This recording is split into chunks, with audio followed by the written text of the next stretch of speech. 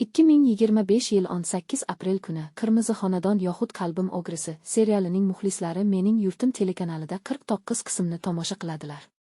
Bu qism ko'proq dramatizm va kutilmagan burilishlar va'da qilmoqda. Chuqur syujeti va yorqin personajlari bilan tomoshabinlarni rom etgan serial har qismda hayajonni oshiradi.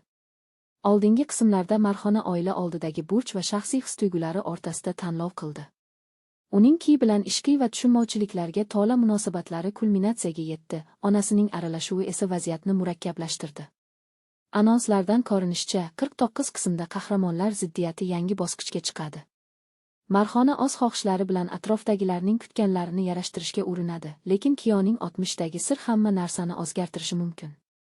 Tomoshabinlarni har qahramon kelajagini belgilaydigan tanlov qiladigan hissiy kulminatsiya kutmoqda. Serial sevgi, xiyonat va oilaviy qadriyatlar mavzularini yoritadi, keng auditoriyada aks-sado beradi. Ssenariy mualliflari syujetni mohirlik bilan qurib, intrigani saqlaydi.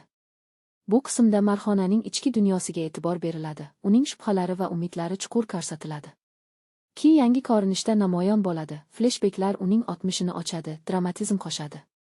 Mening yurtim sifatli dramalari bilan mashhur bo'lib, tomoshabinlarning his-tuyg'ulariga e'tibor beradi. Qirmizi xonadon yoxud Qalbim o'grisi bu konsepsiyaga mos keladi, syujet va hayot haqida o'ylash imkonini beradi. 18 aprel soat 20 da 49 qismni o'tkazib yubormang, bu qism mavsumning yorqin voqeasiga aylanadi.